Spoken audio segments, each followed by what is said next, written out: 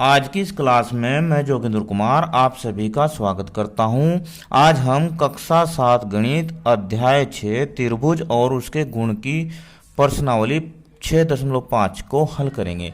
इस अध्याय की ये सबसे लास्ट प्रश्नावली है। इससे पहले हम इसकी 6.4 तक की सभी प्रश्नावली के सभी प्रश्नों को हल कर चुके हैं।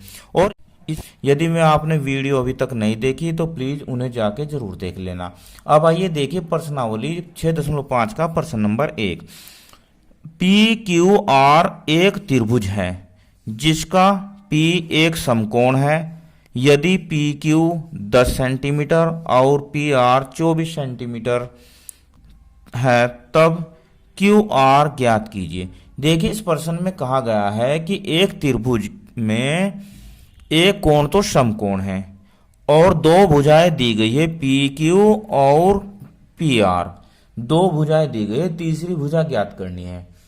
तो इस तरह के प्रश्नों को हल करने के लिए हम पाइथागोरस प्रमेय का प्रयोग करते हैं।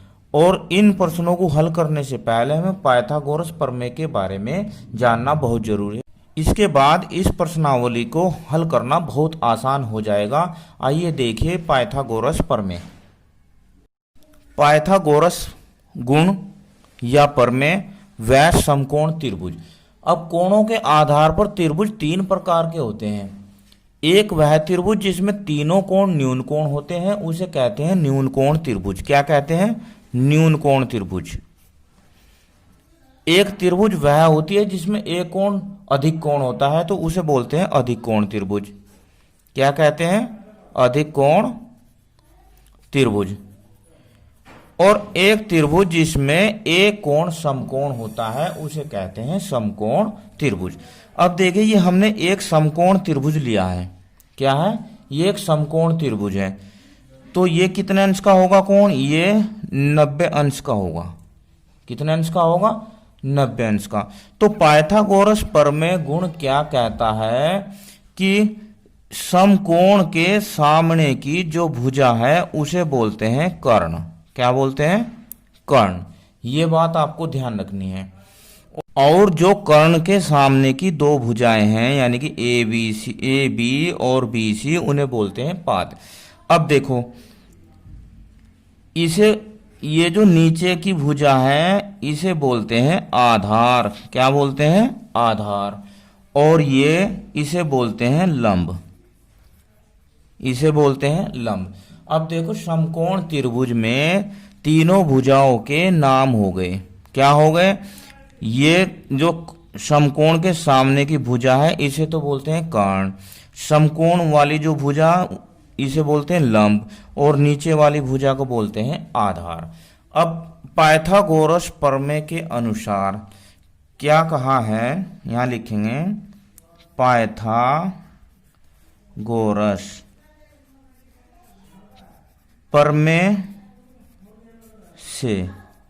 अब इसके अनुसार क्या होता है जो सबसे बड़ी भुजा है, देखो उसमें सबसे बड़ी भुजा समकोण के सामने की भुजा है तो इसे इस प्रमेय के अनुसार इसमें होता है कर्ण की घात 2 बराबर लंब की घात 2 प्लस आधार की घात 2। आधार की घात 2।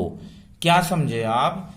इसका मतलब यह है कि जो इसकी सबसे बड़ी भुजा होगी, जो इसके सबसे बड़ी भुजा होगी, यदि उसका वर्ग कर देते हैं तो वह शेष दो भुजाओं के वर्गों के योग के बराबर होता है। यह पाइथागोरस प्रमेय का नियम है।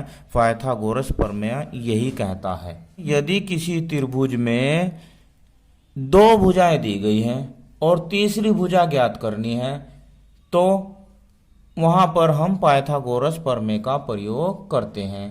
कैसे? अब देखिए हम एक उदाहरण लेते हैं। उदाहरण नंबर 6। त्रिभुज ABC का C एक समकोण है। यदि AC 5 सेंटीमीटर तथा BC 12 सेंटीमीटर है तब AB की लंबाई ज्ञात कीजिए। देखिए यह त्रिभुज है, इसमें C कोण दिया है 90, समकोण है ना। तो ए सी है 5 सेंटीमीटर और सी बी है इसमें 12 सेंटीमीटर, तो हमें ज्ञात करनी है ए बी। अब पाइथागोरस गुण से क्या होता है कि ये जो कर्ण है ए बी की घात 2 बराबर ए सी की घात 2 प्लस बी सी की घात 2, ये भी हमने सीखा है।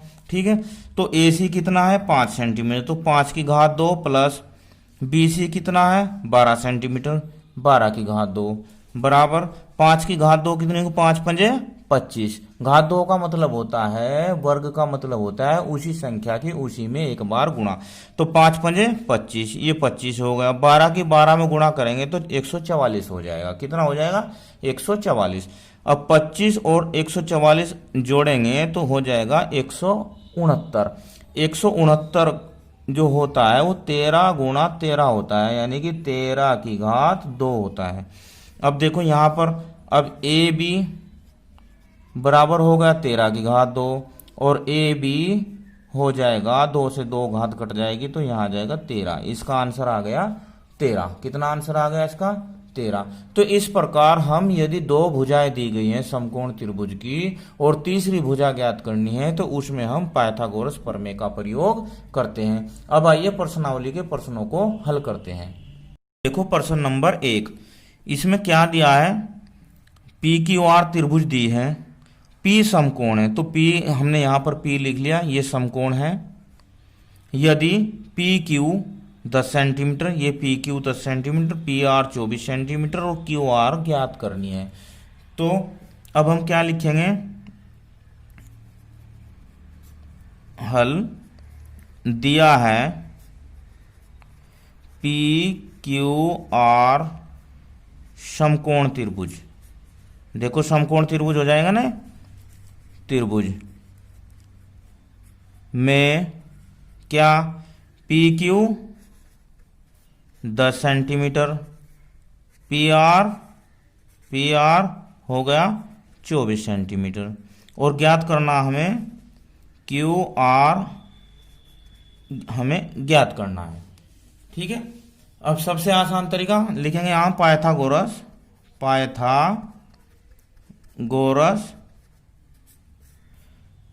गुण या प्रमेय से। कैसे करेंगे, अब देखो कर्ण की घात 2 यानी कि क्यू आर की घात 2 बराबर पी क्यू की घात 2 प्लस पी आर की घात 2, ये पाइथागोरस गुण है। अब रखते हैं इसमें मान, पी क्यू कितना है 10 की घात 2, पी आर कितना है 24 की घात 2, 10 की घात 2 का मतलब होता है उसी की उसी में गुणा, तो 10.100 हो जाएगा। ये कितना हो जाएगा 100 और 24 की 24 में गुणा करेंगे तो तब कितना होगा, देखो 4 चौक 16, 4 दूनी 8 और 1 9, अब 2 की 2 चौक 8 और 2 दूनी 4, जोड़ा तो 6 9 8 17 और 4 और 1 5, 500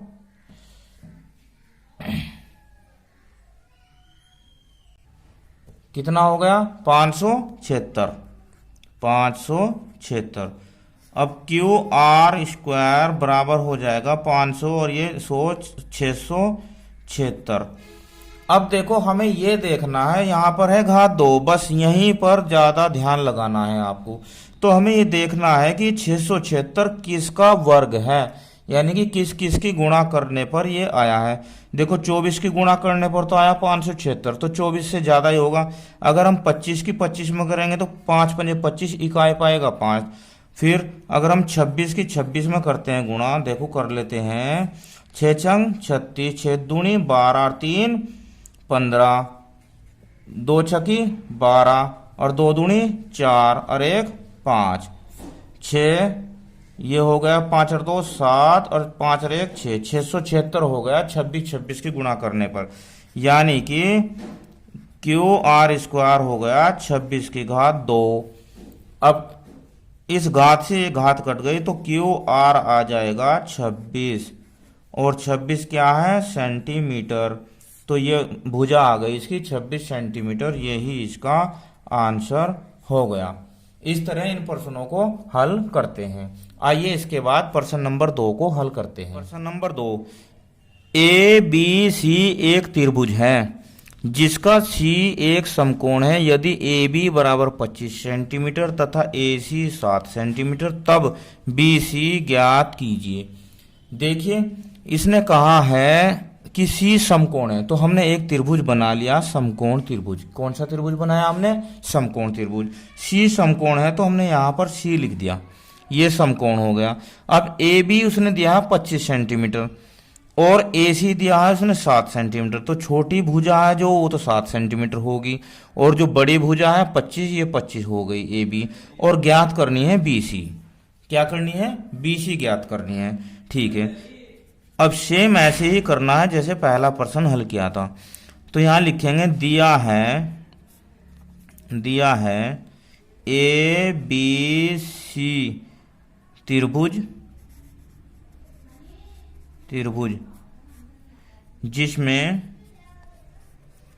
जिसमें सी समकोण,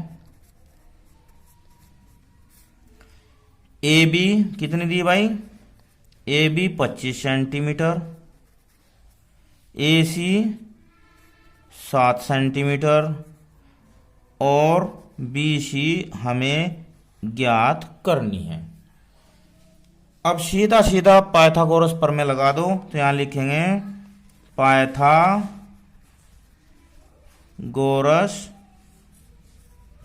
गुण से, गुणिया प्रमेय से, एक ही बात है। ठीक है, अब इससे क्या है? इससे तो सीधी बात है कि कर्ण की घात 2, यानी कि कर्ण क्या है इसमें?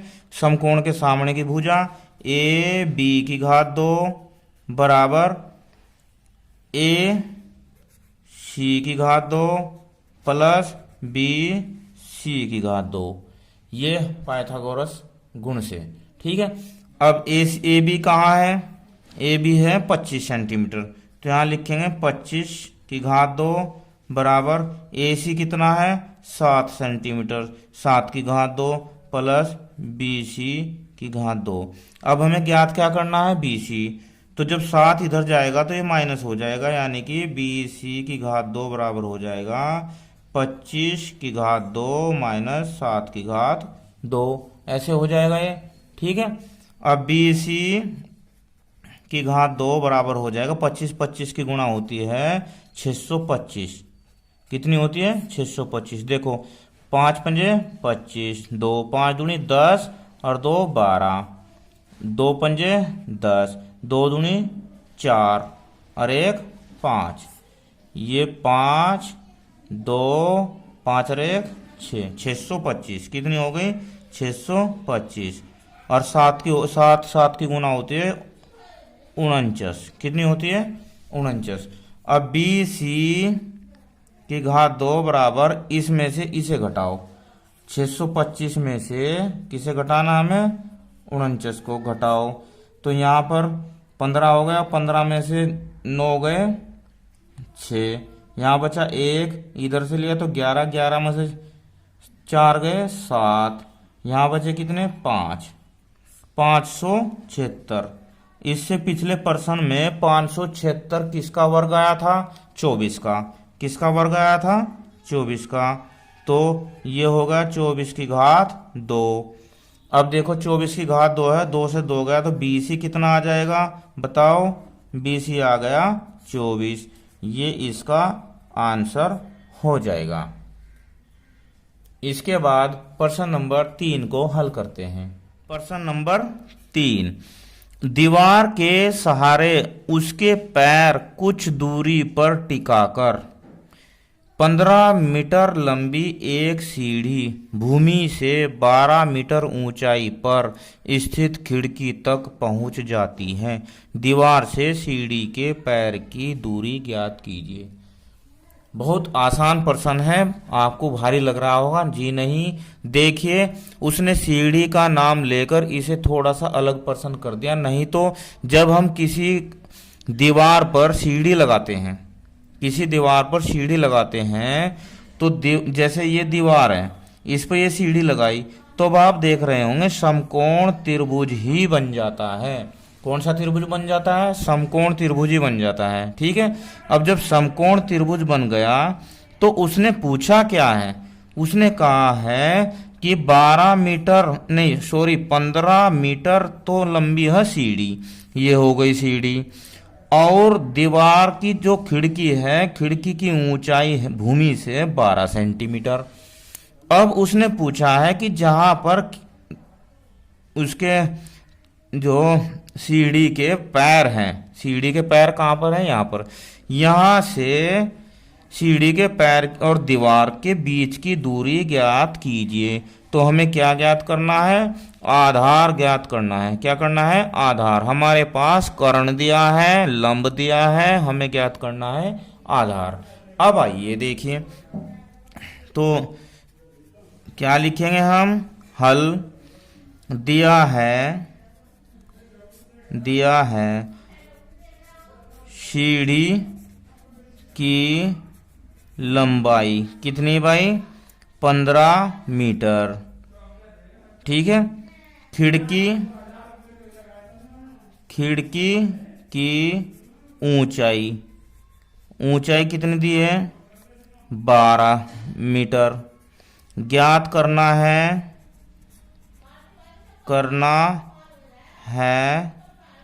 क्या ज्ञात करना है?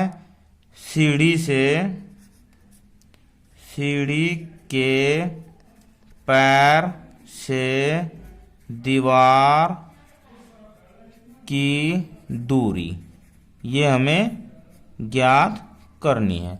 ठीक है, अब देखो इस त्रिभुज में ही लगाते हैं हम, तो हम क्या लगाएंगे? पाइथागोरस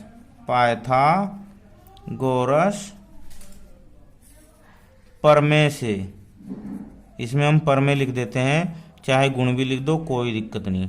प्रमेय से अब क्या होगा? कर्ण की घात 2, 15 की घात 2 बराबर, ये क्या है? लंब, यानी कि 12 की घात 2 प्लस a की घात 2, यह दूरी है जो a मान ली है हमने। क्या ज्ञात करनी है हमें? यहाँ पर a ज्ञात करनी है, तो ये a प्रश्न में ही दी हुई है। ठीक है, अब जैसे हमने पिछला प्रश्न किया है, a की घात 2 बराबर क्या हो जाएगा? 15 की घात 2 में से 12 की घात 2 घट जाएगा। अब a की घात 2 बराबर 15 की गुणा होती है 225, कितनी होती है? 15 की 15 में जब आप गुणा करोगे तो 225 आएगा, और 12 की 12 में गुणा करोगे तो 144 आएगा। 12 की गुणा 144। अब a की घात 2 225 में से 144 घटा दो, घटाया तो 5 में से 1 गया, 5 में से 4 गया 1, और यहाँ पर 2 एक दही यहाँ ले लें, यहाँ हो गए 12 में से 4 गए 8, कितना आ गया? 81। अब 81 होता है 9 गुणा 9, 81 होता है, यानी कि 9 की घात 2, कितना होता है? 9 की घात 2। अब a की घात 2 बराबर 9 की घात 2, तो a बराबर क्या आ जाएगा? 9। क्या आ जाएगा? a बराबर आ जाएगा 9, यानी कि सीढ़ी से, यहाँ लिखेंगे सीढ़ी के पैर से दीवार की दूरी कितनी आ गई? 9 मीटर। ये इसका आंसर हो जाएगा। वीडियो कैसी लगी मुझे कमेंट में जरूर बताना। धन्यवाद, आपका दिन शुभ हो।